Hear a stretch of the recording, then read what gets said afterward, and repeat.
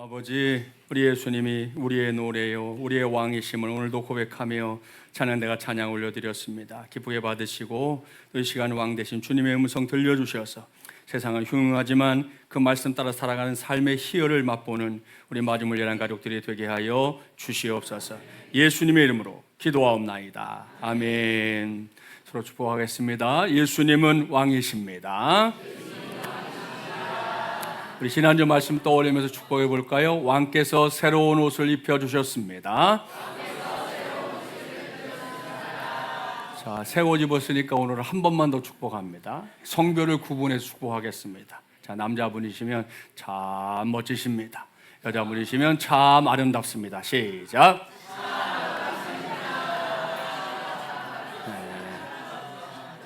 새 옷 입고 오면 아는 척 해줘야지, 아는 척 안 해주면 섭섭하잖아요. 그렇죠? 예, 오늘 멋지고 아름다운 옷을 입고 예배하러 오신 모든 분들 주님의 은총에 함께하기를 바랍니다. 오늘은 예수는 왕이시다, 이제 네 번째 시간입니다. 오늘은 왕께서 왕국의 백성다운 식을 따라 살게 하셨다라는 제목으로 하나님의 말씀을 전하도록 하겠습니다. 얼마 전에 제가 가을이 하도 사람들이 책을 안 읽어가지고 독서의 계절 이렇게 부르게 됐다 말씀드렸잖아요. 그래서 오늘은 지난 6월달 온가족 새벽기도의 시간에 소개했던 세계적인 명작을 하나 소개하는 것으로 말씀을 시작하려고 합니다. 러시아의 대문호이기도 하고 크리스천 작가로 유명한 톨스토이라는 사람 들어봤죠? 많은 작품을 썼는데 그 중에서 바보 이반이라고 하는 책의 이야기를 요약해 보겠습니다. 옛날에 한 농부에게 아들 셋, 딸 하나가 있었습니다. 첫째 아들은 세뮨인데 세뮨은 무관이었습니다. 둘째는 배불뚝이 따라스인데 이 친구는 또 이제 장사꾼이었고요. 그리고 이제 셋째가 이반, 넷째가 이제 말을 못하는 농인 말라니아였습니다. 아무튼 이렇게 사남매가 어울려 살고 있다가 형들은 이제 도시로 자기의 몫을 챙겨서 떠납니다. 탕자처럼. 그리고 이제 이반만 고향에 남아서 농사하며 이제 땅을 지키는 거예요. 근데 우리가 책을 쭉 읽어본 사람도 알겠지만 전체적으로 보면 세뮨과 따라스가 아주 심술사납고 그리고 못돼 먹은 사람들이다라는 거 알 수 있는데요. 그래도 사남매가 행복했습니다. 왜냐하면 그 행복의 근원에 이 이반이 있었기 때문입니다. 아무튼 이 화목한 가정을 깨뜨려라 하고 대장 도깨비가 이제 쫄봉 도깨비 셋을 보내가지고 지령을 한 거예요. 그래가지고 이 도깨비들이 조화를 부려갖고 도시에 나갔던 형들이 쫄딱 망해서 다시 고향으로 돌아오게 만듭니다. 돌아와서 이제 어쨌든 더부살이를 하게 됐는데도 형들은 아나무인이죠. 뭐 이반에게 함부로 하고 막말하고 그럽니다. 그런데도 이반이 다 받아줍니다. 그러니까 형들이 뒤에 가서 얘기하는 거죠. 저 이반이란 놈 바보 같아. 어렸을 적부터 그렇더니 여전히 바보네. 그러면서 이제 구시렁구시렁 거린 거죠. 아무튼 뭐 그래도 뭐 무슨 말을 해도 이반이 끄떡 하지 않고 다 받아주고 다 섬겨주니까 그 가정의 화목이 계속 유지가 된 것입니다. 그래서 이제 이게 이반이 문제가 있다 생각했던 쫄병 도깨비 셋이서 이제 이반을 막 공격해요. 뭐 배를 아프게 하기도 하고 농사를 짓는데 이 땅바닥을 아주 딱딱하게 만들어 갖고 농사도 못 짓게 하고 그러는데 이반이 아주 특유의 성실함으로 그 모든 것들을 다 이겨냅니다. 그러니까 이제 쫄병 도깨비들이 할 게 없어졌죠. 화가 난 대장 도깨비가 조화를 부려갖고 형들과 이반을 각각 나라의 왕으로 세웁니다. 그리고 이제 그 다음에 일이 전개되는데 형들이 왕이 되더니 심술이 더 사나워져가지고 욕심이 더 많아져가지고 또 전쟁을 벌이고 하다가 결국은 또 쫄딱 망해서 다시 도부사회하러 이제 동생 이반의 나라에 와서 살게 됩니다. 그러니 얼마나 미안한 일입니까? 그런데도 여전히 포악스럽게 구는 형들, 그것을 그냥 이반이 또 다 받아줘요. 참 대단한 사람이죠. 대장 도깨비가 안 되겠다 하고 자기 딴에는 어떻게든 이반과 이반의 나라 백성들을 음해하기도 하고 넘어뜨리려고 가진 수를 다 썼는데도 꿈쩍도 하지 않으니까 나중에는 너무 스트레스를 받아가지고 대장 도깨비가 머리가 깨져서 죽었다는 전설 따라 삼천리입니다. 자, 여기서 아무튼 우리가 생각해야 될 건 이 바보라고 불렸던 이반 나라에 유일한 국법이 있었다는 거예요. 그것은 뭐냐면 손에 못이 박힌 사람은 얼마든지 식탁 위에 앉아서 밥을 먹어도 된다. 반면에 손에 못이 박이지 않은 사람은 식탁 위에서 밥 먹는 거 안 돼. 대신에 먹다 남은 음식은 식탁을 제외한 아무 곳에서나 먹어도 된다라는 그런 국법이 있었다. 그렇게 전해집니다. 사랑하는 마음을 열한 가족 여러분, 제가 오늘 설교를 시작하면서 바보 이에반의 이야기를 하는 이유 알 수 있죠. 오늘의 설교 제목 때문입니다. 왕국의 백성다운 식을 따라 살게 하셨다. 이거 말입니다. 자, 조금 전에 쭉 해드렸던 바보 이반의 이야기를 한번 떠올려 보세요.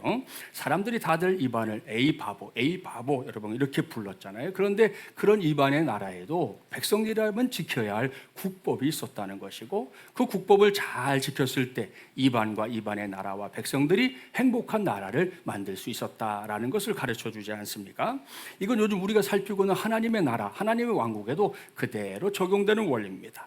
자, 반복해서 말씀드리는데요, 우리는 요즘 예수는 왕이시다, 자, 선포하고 그 말씀 가운데 지금 매주일을 보내고 있어요. 첫째 주 기억하시죠? 하나님 왕국 백성으로 우리를 불러주셨다 그랬고요. 그리고 우리에게 왕께서 생명을 주셨다 그랬습니다. 지난주는 새 옷을 입혀주셨다 그랬고요. 이제 오늘은 하나님의 왕국 백성답게 그 식을 따라 살게 하셨다라는 것을 전하려고 하는 건데요. 자, 그런 관점에서 바보 이반의 이야기를 들여다보자는 거예요. 이 이야기가 기독교 신앙을 배경으로 만들어졌다 알 수 있습니다.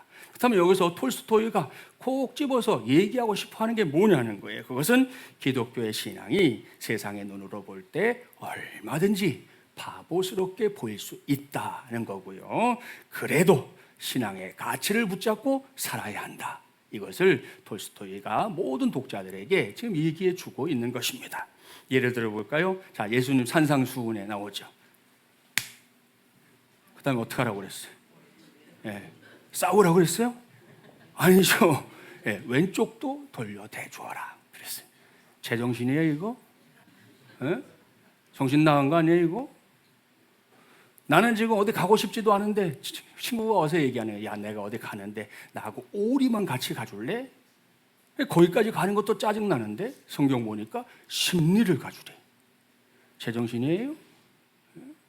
여러분, 이게 하도 말 같지 않으니까, 자, 이런 모습이 딱 오늘 조금 전에 만났던 바보 이반과 똑같잖아요. 오죽하면 이걸 바보 같은 짓 이렇게 말하겠습니까? 그렇게 분명히 다른 것인데, 우리가 꼭 기억해야 될 건 뭐냐, 여러분, 그런 일들이 한 번만이 아니라 시종일관 지켜진다면 어떤 일이 일어날까요? 그리스도인의 삶을 사람들이 경이롭게 생각하고, 또 심지어는 그들 앞에 머리를 숙이며 참 당신들의 삶 훌륭합니다, 너무 멋집니다, 이렇게 인정하는 그런 시기가 찾아오게 된다는 거예요. 여러분, 이건 그냥 이론이 아닙니다. 지나간 기독교의 역사가 그것을 보여주는 토막들이 얼마나 많이 있는지 몰라요. 그리고 오늘 제가 여러분과 함께 나누고자 하는 말씀의 핵심도 바로 거기에 있습니다. 자, 기억하시고 오늘도 주보를 펼쳐볼까요? 자, 3세대 주일학교의 내용 나오죠? 오늘의 제목 하나님의 방식입니다. 이번 주간 가족 주제는 그리스도 안에서 복종이에요. 그 다음에 나오는 1번, 자, 여러분 읽겠습니다. 시작. 네, 잘 읽었습니다. 여기서 읽어볼 말씀 골로새서 3장 18절부터 21절이죠. 한 절씩 교독합니다. 아내들아 남편에게 복종하라. 이는 주 안에서 마땅하니라. 자녀들아 모든 일에 부모에게 순종하라. 이는 주 안에서 기쁘게 하는 것이니라. 아멘. 자, 이 말씀 어떤 말씀인지 아시죠? 우리 교회 입장에서는 가정의 달인 5월 달에 주로 듣게 되는 말씀입니다. 여기 지금 말씀에 등장하는 대상들을 이렇게 한 자리에 딱 모아놓으면 뭐예요? 이게 우리가 속해 있는 가정 혹은 가족에 해당한다는 거 뭐 다 알 수 있죠. 자, 그래서 5월 달에 자주 이 말씀을 듣게 되는데, 왜 우리가 지금 9월 달 것도 마지막 주에 이 말씀을 들어야 하는 걸까? 그것은 오늘 여러분이 읽었던 그 내용 중에 하나님의 설계라고 하는 표현 때문입니다. 자, 이걸 제대로 이해하려면 먼저 창세기 1장 1절로 가야 돼요. 다 아시죠? 함께 해볼까요? 대초에 하나님이 천지를 창조하시니라. 아멘. 믿습니까? 네, 저도 확실하게 믿습니다. 자, 첫째 날부터 여섯째 날까지 하나님께 창조하신 그 넓고 아름다운 세상을 아담 한 사람을 위해서 창조하셨다고 성경이 말하고 있어요. 정말 놀랍고 광활하고 어마무시한 역사 아닙니까? 자, 물론 하나님이 얼마 후에 아담이 혼자 있는 게 못마땅하셔서 하와를 또 창조해서 이제 가정을 이루게 하시고, 이게 이제 가정의 시작 아닙니까? 자, 아무튼 중요한 건 하나님의 세상 만물을 창조하신 이유인데요, 다른 거 아닙니다. 아담이 그 안에서 잘 먹고 잘 살게 해주기 위해서입니다. 자, 이것은 자녀들을 이렇게 출가시키는 부모님들의 마음을 한번 들여다보면 알 수 있어요. 뭐 있는 형편 없는 형편 다 동원해서 자녀들 출가시키려고 자식 장가 보내고 시집 보내고 하지 않습니까? 어떨 때는 저분이 저 정도 형편이 안 될 텐데 라고 생각하는데 그 형편을 막 넘치게 하는 걸 보면서 안타까운 마음을 가질 때도 있는데요. 자, 그럴 때 부모의 마음은 딱 한 가지 아닙니까? 아유, 그죠, 내 새끼가 잘 살았으면 좋겠다. 새롭게 가정 꾸렸는데 먹는 거, 입는 거, 자는 거 이런 거 좀 덜 신경 쓰고 행복하게 살면 그래 난 소원이 없겠다. 이게 부모 마음이지 않습니까? 그렇죠? 자, 근데 하나님의 마음이 딱 그랬다는 거예요. 그래서 세상을 창조하셨는데요, 그 세밀함을 보세요. 정말이지 막 혀를 내두를 정도입니다. 한번 생각해 봅시다. 하나님이 나무 한 그루만 창조하셨나요? 아니죠. 예? 여러 종류의 나무들, 여러 열매들이 나는 나무들을 창조해 주셨습니다. 한 가지만 더 물어봅시다. 그러면 그 창조하신 나무 한 그루에서 열매를 다 따먹고 나면 더 이상 열매를 먹을 수 없게 되는 건가요? 그것도 아닙니다. 그렇죠? 예, 그렇습니다. 여러분, 만약 그랬다면 어떻게 할까요? 아담이 내가 먹은 나무의 열매를 다 먹었어요. 아무것도 안 생겨. 그럼 다른 나무를 찾아다녀야 되겠죠? 자, 그것도 세월이 오래 살았잖아요, 아담이. 수백 년 살았으니까 계속 돌아다니다가 마지막 남은 열매까지 다 따먹고 나면 어떻게 됐을까요? 굶어 죽는 아주 비참한 상황이 되지 않았겠어요? 그렇죠. 하나님이 이걸 아셨습니다. 그래서 나무에게 뭘 주셨어요? 씨를 주셨습니다. 씨를 주셔서 그 씨가 땅에 떨어지면 다시 자라서 또 새로운 열매를 먹을 수 있게 하신 것이 하나님이에요. 또 노아의 방주 사건 이후에는 육식을 허락하셨는데 동물들에게는 요 유전자라는 것을 허락하셔서 그 생명이 계속해서 이어져 가게 하신 분도 하나님입니다. 자, 그래서 여기서 우리가 볼 수 있는 거, 하나님이 왜 창조를 이렇게 하시고 왜 이런 것을 아담에게 주셨을까 생각해 보면 하나님의 설계 의도를 알 수 있어요. 그 설계 의도가 뭐냐? 아담을 위한 무한 리필 식품 창고가 되게 하는 거예요. 그게 하나님의 창조의 섭리예요. 그렇죠? 무한리필이 여러분 요즘만 있는 거 아니에요. 무한리필은 태초부터 있는 거예요. 우리가 지금 그런 세상에 살고 있어요. 은혜인 줄 믿으시기 바랍니다. 우리가 그런 세상을 살고 있는 거예요.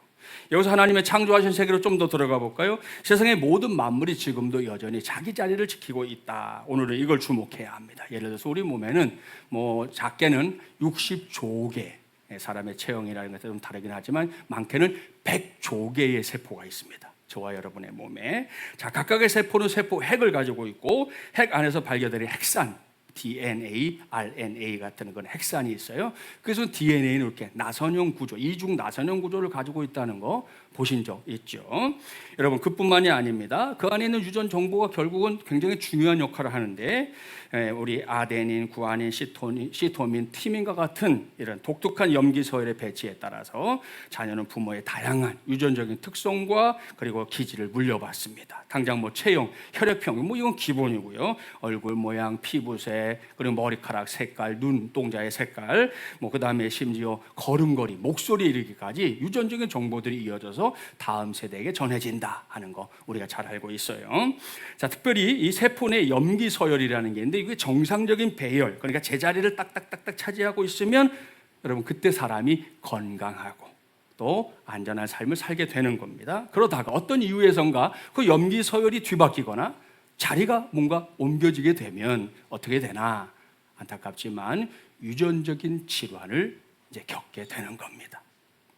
자, 그러니까 여러분 우리가 볼 수 없는 이 미시의 세계라고 그러죠. 눈으로 볼 수 없는 이 미시의 작고 작은 세계 안에도 각각 거기에 있는 것들이 자기 자리를 잘 지키고 있어야만 요게 안정을 갖게 되고, 요게 제대로 사람에게는 건강을 가져다 준다는 거 알 수 있다는 거죠. 그러니 여러분, 거시 세계는 말할 것도 없잖아요. 저 우주에 있는 많은 행성들이 다 자기 자리, 제 위치에서 역할을 하고 있기 때문에 우리가 지금 이렇게 지구에서 살고 있는 줄 믿습니다. 자, 이 모든 만물이 누구에게서 왔다? 우리의 주님이요, 오늘도 우리가 왕이시다 고백하는 예수 그리스도로부터 왔다. 이것이 성경의 결론입니다. 자, 그렇다면 그 만물 안에, 자, 여기에는 저 김진철 목사, 여러분 한 사람 한 사람 포함이 될까요? 안 될까요? 네, 포함됩니다. 우리 모두가 포함됩니다. 자, 그러니 여러분, 우리가 이걸 믿는다면 우리의 삶 역시 우리가 지켜야 할 자리를 잘 지키는 것, 그것부터 해내는, 거기가 우리의 신앙의 출발점이 되어야 할 줄 믿습니다. 자, 오늘 주신 말씀을 이제 그런 관점에서 봐야 하거든요. 이를 위해 제가 이 시간에 여러분에게 제안하고 싶은 게 있으니 한번 따라서 해주세요. 우리의 모든 삶에 왕이신 주님을 초대합시다. 할렐루야. 네, 뭘 말씀드리려고 하는지 아시죠? 네, 왕이신 예수님이 나의 왕이요, 나를 창조하신 분이기 때문입니다. 따라서 우리는 마땅히 삶의 일부분, 요만큼만 거기에서만 왕 노릇 해주세요, 그러면 안 되는 거죠. 예? 그분이 우리 왕이시고 나를 창조하신 게 틀림없으면 우리 예수님을 내 삶의 모든 영역에 왕으로서 나를 찾아와 주시고, 나를 다스려 주시고, 나를 이끌어 주시고, 내 안에서 역사해 주시기를 구하는 것, 그래서 성도로서 마땅한 본분인 줄 믿습니다. 자, 이게 되지 않는다면 죄송합니다. 우리 나름 한 번뿐인 인생을 위해서 뭐 이것도 해보고 저것도 해보겠다고 애를 쓰긴 할 거예요. 결심도 해보고 할 거예요. 하지만 거기서 우리가 기대하는 열매 거둔다는 거 분명히 어려운 일이다라는 거 죄송하지만 말씀드립니다. 앞서 세상 만물이 다 자기 자리를 지키고 있다 그랬고요. 그럴 때만 사람에게는 건강과 행복이, 그 외의 만물에게는 안정과 열매가 맺히는 일이 일어난다 그랬습니다. 이건 우리 각자 개인의 인생에도 마찬가지로 적용됩니다. 죄를 지은 아담처럼 마땅히 있어야 할 자리를 벗어나서 그저 이것저것 방황하는 인생이 된다 그러면요, 여러분, 그것은 불행한 인생, 불행한 사람이 될 수밖에 없는 것이죠. 그런데 우리가 계속 말씀을 나눈 것처럼 왕이신 예수 그리스도를 힘입어서 예수 그리스도의 은혜로 그 구속의 역사로 인해서 제자리에 돌아와서 그 자리를 잘 지키고 산다면 그 사람은 누구라도 주님 안에서 행복한 사람, 행복한 인생이 될 줄 믿습니다. 자, 이것이 뭐다? 이게 하나님의 식이에요. 자, 그리고 이걸 우리의 가정에 적용시킨 것이 조금 전에 우리가 교독했던 말씀입니다. 자, 3장 18절 이하의 말씀을 보니까 하나님의 식이 쭉 나와요. 아내들에게는 남편에게 복종하라, 남편들에게는 아내를 사랑하라 그랬고요. 또 자, 자녀들에게는 부모에게 순종하라, 또 부모들에게는 자녀들을 노엽게 하지 말라, 그렇게 쭉 말씀하고 있는데요. 예나 지금이나 이런 말씀을 보고 들을 때 투덜투덜거리는 분들이 있어요. 특별히 여성들이 복종이라는 단어를 왜 썼냐 이거 여기다가. 예? 아니, 세상하고 많은 단어를 놔두고 왜 복종이라는 단어를 여기다 써놨냐, 투덜거리는 사람이 있거든요. 실제로 이걸 물어봤을 때 우리 한국교회 성자로 꼽히는, 지금은 세상 떠나셨지만 고 한경직 목사님이 아주 지혜로운 대답을 해주셨어요. 뭐라고 하셨냐? 결혼하고 나서 아내들이 제일 못하는 게 복종이기 때문입니다 그랬어요. 그런지 안 그런지 여러분이 스스로를 돌아보면 되겠습니다. 아시죠? before, after. 결혼하기 전, 결혼한 후 내가 남편을 어떻게 대하고 있는가 한번 살펴보라는 거죠. 자, 그러면 목사님이 이게 당신도 남자니까 남자를 편들어 준 걸까요? 아닙니다. 똑같은 질문을 또 남자들도 했어요. 그랬더니 목사님 뭐라고 그러셨느냐? 결혼하고 나서 아내들이 제일 못하는 거잖아요. 이번엔 남편들이 제일 못하는 게 뭐라고요? 사랑이기 때문이다 그랬습니다. 자, 이것도 각자 한번 스스로 질문해 보세요. 내가 정말 결혼하기 전의 사랑과 후의 사랑이 변함이 없는가 한번 생각해 보라는 거죠. 자, 여기까지 아내들의 입장과 남편들의 입장을 하나님의 말씀에 근거해서 살펴봤는데요. 이 말씀을 각자의 입장에서만 보기 시작하면 아내들은 아내들대로, 남편들은 남편대로 이렇게 되어 있어요. 근데 그것은 제대로 된 성경 읽기가 아니라는 거예요. 우리 성경 읽는다고 다 읽는 게 아니거든요. 의미를 알고 읽어야 제대로 읽는 거잖아요. 그냥 글자만씩 읽으면 소용없는데, 여러분 이 말씀 읽으면서 아내들은 아내들대로 입이 나오고 남편들은 남편들대로 입이 나온다는 건 제대로 성경 읽기 한 것이 아닙니다. 자, 그러면 여기서 우리가 가져야 할 관심은 뭐예요? 우리가 세운 가정, 그 공동체를 더 행복한 공동체로 만들어야 한다 하는 건데요. 그러려면 아내는 아내의 역할에 충실해야 하고 남편은 남편의 역할에 충실해야 한다. 이것이 제대로 된 성경 읽기입니다. 할렐루야. 네, 그렇습니다. 이것이 하나님께서 사람을 창조하실 때 여러분 성경 보니까 남자만 창조하지도 않으셨고 여자만 창조하지도 않으셨어요. 남자와 여자를 창조하신 이유가 거기에 있다 하는 것입니다. 그러니 명심 또 명심하십시오. 모든 관계가 그렇듯 남편과 아내는 결코 힘겨루기를 위한 관계가 아니에요. 누가 힘이 더 세냐? 누가 더 강하냐? 그걸 얘기하는 게 아니라는 거예요. 요즘은 뭐 여성들이 많이 또 사회 진출하면서 경제적으로도 남편보다 더 많이 수입이 들어오는 경우들도 있잖아요. 그러면 그게 또 집안에서 또 힘의 균형을 깨는 이유가 돼가지고 도드럭거리고 불편해지는 일도 있는데, 여러분 남편과 아내의 관계는 결코 힘겨루게 하는 관계 아닙니다. 부모와 자녀의 관계도 마찬가지입니다. 우월을 따지라고 주신 관계 아닙니다. 이 모든 관계가 어떤 관계겠어요? 서로를 사랑해야 할 관계. 이것이 성경이 우리에게 가르쳐주는 바입니다. 자, 이렇게 말씀드리면 당연한 거 아니에요? 이렇게 묻고 싶은 우리 성도들이 있을 수 있는데요. 성경이 기록되는 시절에 죄송하지만 여자분들은 노예와 동급이었거든요. 그 정도 대접받았어요.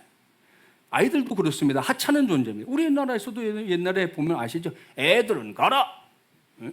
애들은 가라는 거예요. 성가시다 이거예요. 귀찮다 이거예요. 어른들이 뭐 하는데 니네 오지 말라는 거예요. 요즘처럼 존중받는 그런 대상이 아니었던 거예요. 그러니까 아내가 됐든 아이들이 됐든 이런 사람들에 대한 존중이 없는 그런 시대에 바울이 이렇게 말씀했으니까 이거는 지각변동에 해당하는 그런 외침이었던 것입니다. 자, 그러니 여러분 기억하셔야 됩니다. 이게 사도 바울 개인의 생각이나 의견이냐 아닙니다. 이건 하나님이 다스리시는 왕국의 식이었습니다. 그 식을 따라 살라. 이것이 하나님이 우리에게 주시는 말씀이에요. 그러니 더는 가정에서 힘겨루게 하려고 애쓰지 마십시오. 하나님 허락하신 각자의 역할을 잘 감당할 때 우리가 속한 가정들이 더 행복한 가정, 더 열매 맺는 가정으로 우뚝 서게 될 줄 믿습니다. 자, 2번 다시 읽어볼까요? 시작. 네, 잘 읽었습니다. 여기서 볼 말씀 3장 22절부터 4장 1절이죠. 한 절씩 교독합니다. 종들아, 모든 일에 육신의 상전들에게 순종하되 사람을 기쁘게 하는 자와 같이 눈가림만 하지 말고 오직 주를 두려워하여 성실한 마음으로 하라.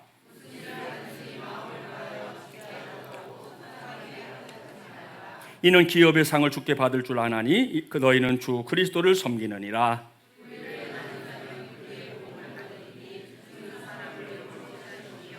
함께요. 상전들아, 의와 공평을 종들에게 베풀지니 너희에게도 하늘에 상전이 계심을 알지어다. 아멘. 자, 여기에 등장하는 종과 상전이라고 하는 표현 뭔지 아시죠? 네, 이건 당시에 존재했던 노예 제도를 보여주는 겁니다. 예, 우리나라 양반과 노비 떠올리게 되는데요. 다 똑같은 사람이잖아요. 근데 뭔가 사연에 의해서 노예가 됐던 사람들이 부지기수였습니다. 예를 들면 아시죠? 패종국이 되면 전리품으로 끌려와서 노예가 되기도 하고, 심지어 임진 매매를 당해가지고 노예가 되기도 하고, 정쟁에서 밀려나면 노예가 되기도 하고, 그렇죠? 또 부채 때문에 노예가 되기도 하고. 여러분 요셉 시대에도 보세요. 이 이집트 백성들, 애굽 백성들이 더 이상 자기들이 어떻게 할 수 없으니까 몸을 잡혀서 우리 노예로 삼으라고 하잖아요. 먹고 살아야 되니까. 그게 우리가 사는 세상에서 보게 되는 일들이라는 겁니다. 중요한 건 한 번 노예가 되면 노예도 대물림을 해야 됐다는 거죠. 자, 그런 의미의 말씀이기 때문에 오늘날과 직접 연결하는 건 조금 어려움이 있긴 합니다. 그래도 찾아본다면 이 말씀은 노사관계에 해당하는 말씀이다, 이렇게 해석해 볼 수 있겠습니다. 그걸 전제하고 지난주일에 시간 관계상 미처 살피지 못한 말씀이 한 곳 있거든요. 자, 펼쳐놨으니까 골로새 3장 10절 11절을 한 절씩 교독해 볼게요. 새 사람을 입었으니 이는 자기를 창조하신 이의 형상을 따라 지식에까지 새롭게 하심을 입은 자니라.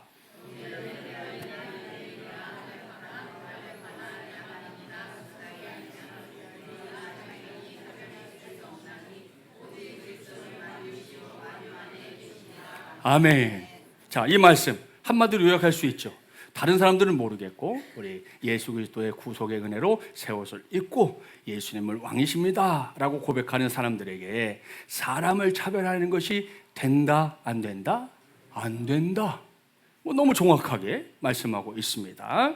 자, 그 이유 저와 여러분을 비롯한 모든 사람들이 다 하나님의 형상과 모양대로 창조됐기 때문입니다. 그래서 성경은 인종적으로, 사회학적으로, 또한 하나님 우리가 볼 때 피부색에 따라서 사람을 차별하는 거 용인하지 않습니다. 자, 그런데 가끔 뉴스 나오죠. 손흥민 선수가 요즘 막 폴폴 날고 있어요. 그렇죠? 근데 그런 선수가 리그에서 뛸 때 인종차별을 받았다, 이런 기사가 나오잖아요. 아니, 백인들은 뭐 특별한 거에 세포가 특별한가요? 뭐가 달라서 그렇게 막 사람들을 차별하고 그럴까요? 뜯어보면 지나 내나 쌤쌤이에요. 다른 거 하나도 없어요. 똑같은데도. 그래서 자기들이 피부가 하얗다는 이유만 가지고 차별하는 일들이 벌어지는데 정말 안타까운 일입니다. 자, 이 말씀을 염두에 두고 본문을 보겠습니다. 자, 똑같은 골로새서죠. 그런데 앞뒤가 맞지 않는 것 같아요. 다른 성경도 아니에요. 지금 같은 성경에서 읽어 나가다가 지금 우리가 읽었던 말씀 나오고, 그 다음에 오늘 말씀 나왔잖아요. 종이나 자유자나 다 차별이 없다, 이렇게 해놓고는 몇 절 지나지도 않았는데 종들아, 상전들아, 이렇게 말하고 있으니 이거 뭐야? 이거 앞뒤가 이거 안 맞는 거 아니야? 이런 생각이 든다는 거예요.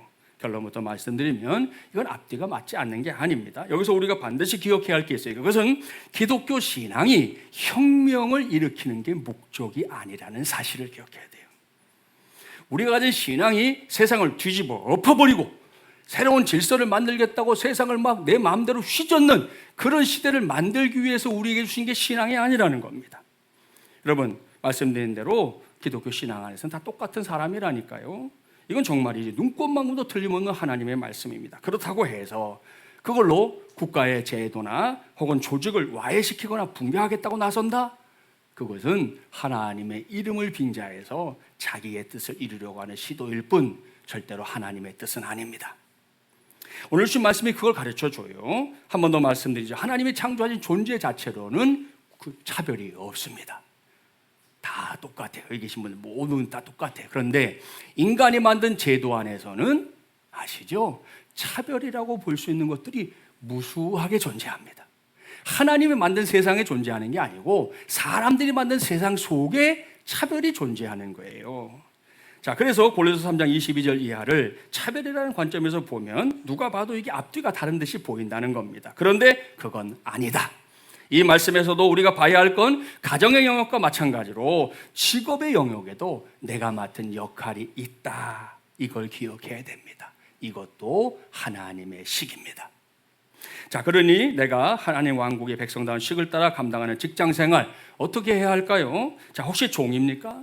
오늘날의 관점으로 말하면 노사관계에서 노동자입니까? 노동자에게 왕국의 백성다운 식을 바울이 소개하고 있잖아요. 상전들에게 순종하라. 상전 앞에서 눈 가리고 아웅하듯이 그렇게 일하지 마라. 응? 보이면 일하는 척, 안 보면 딴전, 그러지 말라는 거예요. 여러분, 요즘 국회 앉아 있는 사람도 딴전 피다가 봉변당하는 거 봤죠?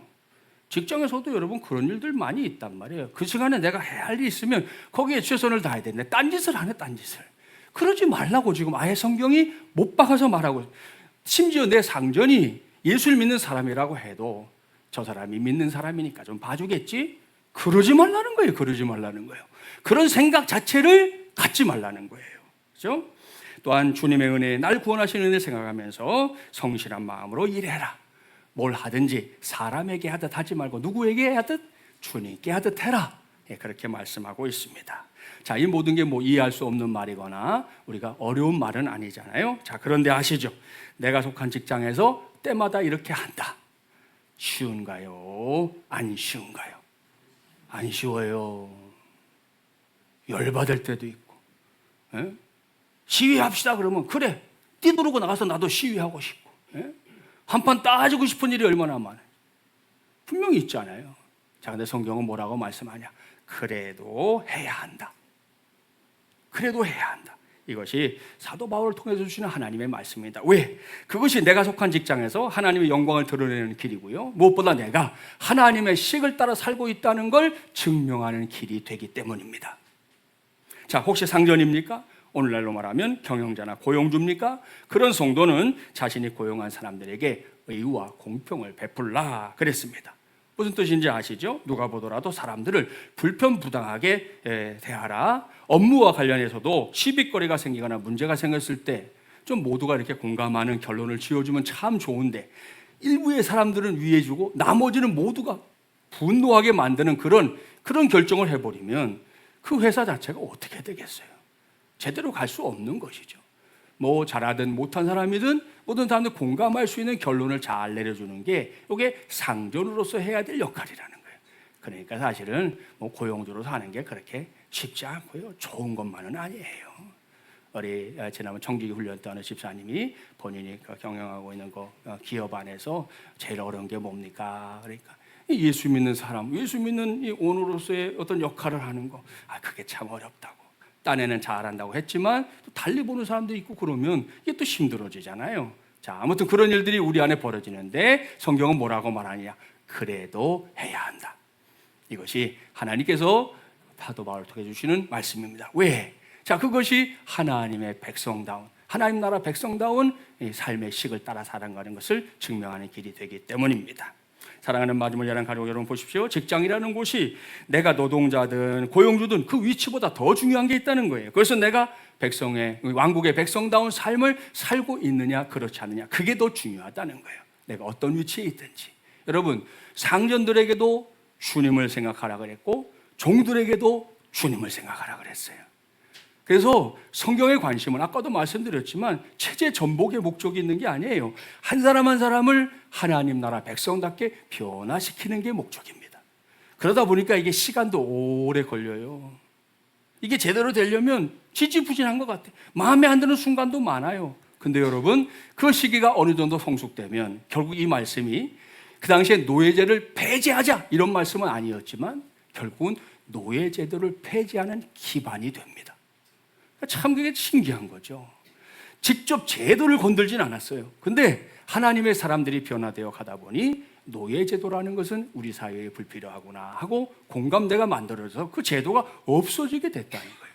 여러분, 인도에서 윌리엄 캐리 선교사님이 선교사로 가기 전까지는 부인들 한국에 태어나 감사하게 생각하세요.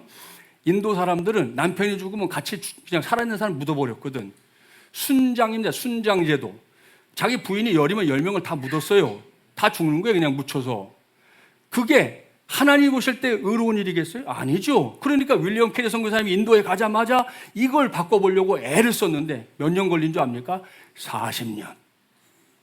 40년 만에 윌리엄 캐리 선교사님의 헌신과 눈물과 기도로 부인들을 순장하는 제도는 이제 우리가 하지 않는다라고 결정하게 됩니다. 시간이 많이 걸렸죠. 그 40년 동안 얼마나 많은 부인들이 죽어나갔겠습니까? 하지만 시간이 채워졌을 때 결국 하나님의 나라가 원하시는 방향으로 그 나라의 기준이 새로워진 거, 역사에서 확인할 수 있는 거라는 거예요. 그러니까 내가 어떤 위치에 있는가, 이거보다 더 중요한 게 뭐라고요? 저와 여러분이 직장에서도 내가 하나님 나라 백성다운 식을 따라 살고 있느냐 아니냐, 이게 더 중요하다. 이거 꼭 기억하시고, 여러분, 우리가 가정에서 내 역할이 중요한 것처럼 직장에서도 나의 역할은 여전히 중요하다는 거 잊지 마시고, 여러분을 통해서 여러분 있는 일터가 더 행복해지고 무엇보다 하나님 나라의 가치를 중요하게 여기는 그런 일터가 되기를 주님의 이름으로 축복합니다. 자, 3번 여러분 읽겠습니다. 시작.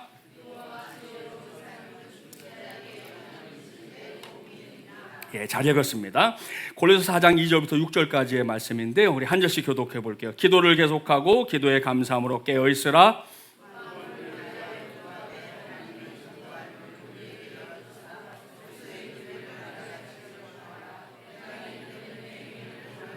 그리하면 내가 마땅히 할 말로서 이 비밀을 나타내리라. 함께요, 너희 말을 항상 은혜 가운데서 소금으로 맛을 냄과 같이 하라. 그리하면 각 사람에게 마땅히 대답할 것을 알리라. 아멘. 여기서 우리가 먼저 생각해 봐야 할 것은 3절에서 바울이 말씀하고 있는 것처럼 요 골로새서가 옥중서신이 맞네, 이걸 확인하는 겁니다. 3절에 보니까 내가 매임을 받았다 그랬잖아요. 그러니까 감옥에 갇혀 있는 걸 얘기하는 거거든요. 자, 그러면 저와 여러분이 만약에 어떤 이유로든 감옥에 갇혀 있다 잠깐 생각해 봅시다. 그러면 누군가에게 기도를 부탁할 때 어떤 기도를 부탁하는 게 좋을까요? 속히 풀려날 수 있도록 기도해 주십시오. 그러겠죠. 또 뭐 그거 아니면 비록 감옥에 들어와 있지만 좀 더 나은 환경, 좀 더 좋은 간수, 또 감옥에 있는 동료들도 좀 좋은 사람들 만날 수 있도록 여러분이 기도해 주십시오. 아마 이렇게 부탁할 거예요. 자, 그런데 바울을 보세요. 바울은 지금 골로새 교회의 사람들에게 자기는 감옥에 들어 앉아 있으면서 뭘 부탁하고 있느냐?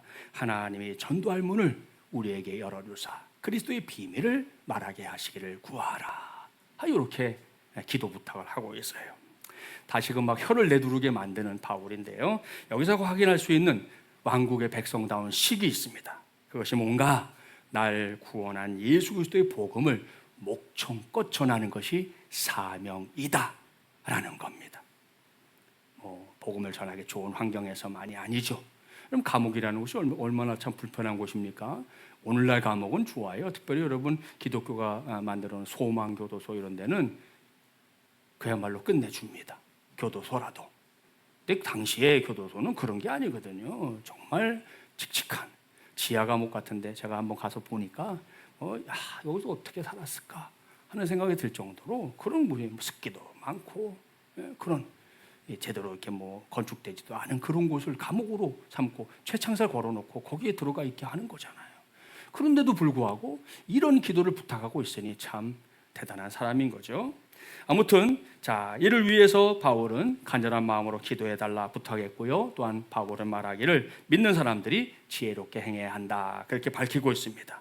4장 5절 말씀에 등장하는 세월을 아끼라, 오늘 그걸 좀 주목해 보세요. 헬라어로 엑사코라조노메이라고 하는 말인데 이 단어가 아주 의미심장해요. 시장에 나온 물건을 다 사들여라, 시장을 장악하라, 이런 뜻입니다. 자, 전문 용어를 써볼까요? 사재기. 사재기. 매점매석하는 걸 말하는 거예요. 사재기해라, 그런 말인데 해석하면 하나님을 알지 못하는 사람들을 향한 지혜로운 행동의 기회를 결코 놓치지 마라. 살다 보면 그런 기회가 올 수 있잖아요. 내가 누군가에게 복음을 전할 수 있는 좋은 기회. 지금 바울은 감옥에 갇혀 있는 걸 자기에게 주어진 좋은 기회라 생각했으니 참 대단한 사람인데, 우리가 거기까지는 아니더라도 친구와 좋은 관계가 있다든지 혹은 선후배 관계라든지 직장에서 아까 상사와 그다음에 부하 직원의 관계들, 모든 관계 속에 뭔가 기회가 생길 수 있잖아요. 그래서 그 기회를 놓치지 말라는 거예요. 그걸 딱 잡고 놓치지 말라, 그런 뜻입니다. 이와 관련해서 지금도 현재 진행형인 김진출 목사의 경험담을 좀 소개하려고 합니다. 2달 전인가 목장 연합예배 때 제가 잠깐 소개한 적이 있었는데요. 아시는데 제가 4월 달에 한 달 정도 병원에 입원했다가 퇴원해서 지금은 이제 한 달이나 한 달 반 정도에 한 번씩 통원하면서 지금 치료를 하고 있는 중인데요. 통원 치료를 처음 갔던 날 고대병원 로비에서 누굴 만나냐면 여기 시장 내려가는 길에 바로 오른쪽에 있는 카페 사장님을 만났어요. 다른 데도 아니고 병원에서 만나서 서로 놀란 거예요. 이렇게 목사님 여기 왜? 사장님 여기 왜? 이렇게 된 거죠. 보니까 이제 그분도 몸에 좀 병이 생겨서 그걸 치료차 이렇게 병원에 온 거였어요. 아무튼 이렇게 동병상련이라고 거기서 딱 만나니 이게 어떻게 됐냐면 갑자기 고대 안암병원, 다른 병원은 안 됩니다. 고대 안암병원 동기 동창생이 됐어요. 그분과 제가. 그래가지고 길을 오가다 혹 만난다든지 또 이제 제가 이렇게 내려가다가 보면 거기 가게 있으니까 이렇게 얼굴을 보기만 하면 자연스럽게 서로 묻게 된 거예요. 목사님, 사장님, 컨디션 어떠세요? 요즘 치료는 잘 받고 있어요? 오늘 보니까 안색이 좀 안 좋으신데 너무 무리하지 마세요. 그렇게 서로 이렇게 자연스럽게 말하는 그런 사이가 되어버린 거예요. 얼마 전에 이 골목시장 축제가 있었는데, 축제할 때면 제가 이제 우리 여기 시작부터 저 입구까지 쭉, 요즘은 올해 들어서 변화된 축제입니다. 그전에는 그냥 이렇게 소소하게 하더니 하여튼 쫙 파라솔 테이블을 펴놓고 거기서 이제 이것저것 팔고 하거든요. 그러면 이제 가서 사기도 하고 같이 사람 만나서 인사도 하고 이러면서 이제 왔다 갔다 하는데, 그날도 딱 만났거든요. 만났더니 이 사장님이 저한테 하는 말, 목사님 화이팅! 이러더라고요. 여러분, 이게 별거 아닌 건가요? 아닙니다. 이분이 예수 믿는 사람도 아니에요. 그런 사람이 목사한테 목사님 화이팅! 이렇게 해주는데 이거 별거죠. 대단한 별거입니다, 여러분. 그래서 제가 요즘에 그분을 놓고 기도하고 있어요. 뭘 기도하냐? 자, 우리 11월 9일, 다가온 11월 9일이 2025 예랑제거든요. 예랑제에 이분을 VIP로 초대해야 되겠다. 기도하고 그 기회를 이제 잘 봐서 말씀을 드리려고 하니까 여러분도 생각이 나면 함께 기도해 주세요. 오늘 말씀 보니까 복음을 전하는데 기도가 꼭 필요하잖아요. 그러니까 여러분 함께 기도해 주면 올해 또 귀한 열매가 될 줄 믿습니다. 그렇다고 한 가지 당부할 거, 가서 여러분이 기도해 주시고 또 가서 필요하면 팔아 주시고 다 좋은데 가가지고 목사님이 당신 얘기했어 이런 건 절대 하지 말고 좀 부탁합니다. 네, 일부에도 부탁했어요. 그런 거 얘기하면 안 돼. 이거 우리가 함께 나누려고 얘기하는 거지. 가서 여러분이 정보를 흘리면 안 돼요. 제가 가서 초청장을 딱 들고 가서 11월 9일 날 우리 교회 한번 오십시다 하고 이야기할 때 제가 내밀 게 있잖아요. 동기동창인데 안 와? 뭐 이럴 수 있잖아요. 그게 생긴 거예요 지금 저한테. 그러니까 여러분도 함께 기도해 주시기를 바랍니다. 사랑하는 여러분, 우리가 세 번째 왕국의 백성다운 식 말씀드렸죠. 그것은 날 구원하신 예수 그리스도의 복음을 목청껏 외치는 것이 나의 사명이라는 거예요. 자, 여러분, 이것은 사도 바울만의 사명도 아니고 김진철 목사만의 사명도 아닙니다. 누구든지 예수 그리스도의 복음으로 구원받은 사람이라면 모든 사람들에게 주어진 사명이 바로 복음을 전하는 사명이라는 거예요. 그러니 요즘 가을이 이렇게 잔뜩 무르익어 가잖아요. 오늘 비가 이제 아마 가을을 쑥 당기는 그런 비가 될 것 같은데 이 가을 그냥 씩 보내지 마시고 이 가을을 정말 열매 맺는 가을로 보내고자 한다면 지금부터 여러분 이제 예고를 해드릴 테니까 이미 시작했으니까 이번 2025 예랑제는 D6 교회답게 우리 가족 친지들을 먼저 전도하는 기회로 삼으려고 합니다. 그런 생각을 갖고 있었는데 하나님이 얼마 전에 저한테 누굴 만나게 해주셨어요. 그분이 누구냐면 대학로에서 연극을 하는 분이고 강북구에 극단을 만들어 놓고 하고 있는 분을 만나게 해주신 거예요. 그분들이 그 두 분이 그중에 두 분이 교회에 찾아와서 연극을 해주겠다 그래가지고 11월 9일 날 오기로 했어요.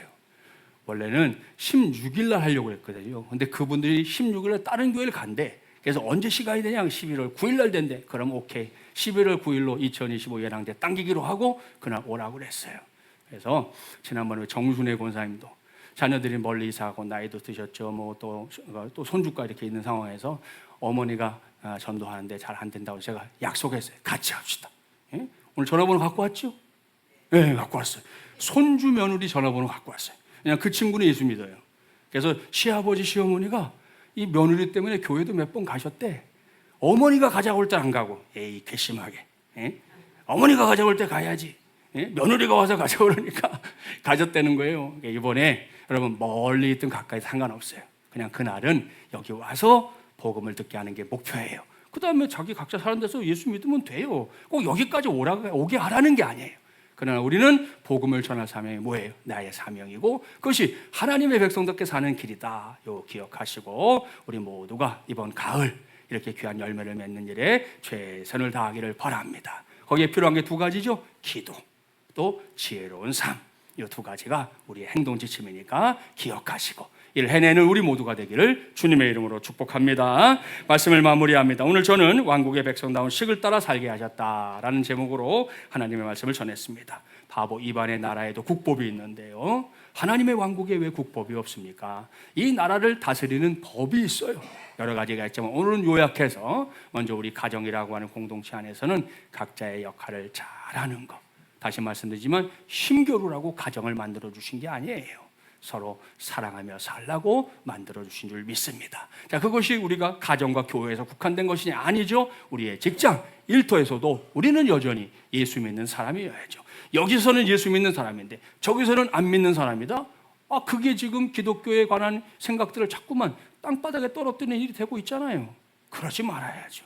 여기서도 난 예수 믿는 사람, 저기서도 예수 믿는 사람, 그렇게 사는 것이 하나님 나라 백성으로서의 삶이라는 거 기억하시고, 마지막 세 번째 왕국의 백성의 식 말씀드렸죠. 날 구원하신 예수 그리스도의 복음을 목청껏 전하는 게 내 사명이다. 이걸 기억하는 겁니다. 어떤 상황 누구를 만나게 하든, 그러나 우리 D6 입장에서는 가깝게 우리의 가족들부터 복음을 잘 전해서 그분들이 하나님의 백성이 되는 은혜가 우리를 통해 일어나게 되기를 바랍니다. 그래서 아무쪼록 우리 모두가 이와 같은 하나님의 뜻을 이루어가며 계속해서 예수는 왕이시다, 외치며 사는 우리 모두가 되기를 주님의 이름으로 간절히 축원합니다. 기도하겠습니다. 전능하시고 자비로우신 하나님 아버지, 오늘도 주님의 날에 왕이신 주님의 음성에 귀를 기울이게 하시니 참 감사합니다. 오늘 우리는 왕이신 주님께서 우리 모두에게 왕국의 백성답게 살게 하셨다는 사실을 배웠습니다. 그 말씀을 따라 우리 마지막을 여는 가족들 모두가 하나님 왕국의 백성으로서 붙잡고 살아야 할 시기에 충실한 삶 살게 하여 주시옵소서. 당장 우리의 가정에서부터 이 일이 시작되게 하여 주시옵소서. 우리 가정 안에서 부부의 관계든 부모와 자녀의 관계든 그 관계가 힘을 겨루는 관계가 아니라 서로 사랑하지 못해 안달하는 관계가 되게 하여 주시옵시고, 그 안에 내 역할이 있음을 깨닫는 우리 성도들 되게 하여 주시옵소서. 그리고 이러한 하나님의 시기 가정이나 교회에 국한된 게 아닙니다. 우리의 일터에서도 계속되는 하나님 나라의 시기라는 것 깨닫고, 내가 노동자의 입장이든 고용주의 입장이든 오로지 구원받은 하나님의 자녀 왕국의 백성답게 사는 데에 초점을 맞출 수 있게 하여 주시옵소서. 특별히 나를 구원한 예수 그리스도의 복음을 목청껏 전하는 것이 사명이다, 이걸 잊지 않게 하셔서 오늘도 누군가의 구원을 위해 기도하고 복음을 위해 지혜로운 삶을 살게 하여 주시옵소서. 이 모든 말씀 오늘도 우리의 왕이 되시는 주 예수 그리스도의 이름으로 간절히 기도하옵나이다. 아멘.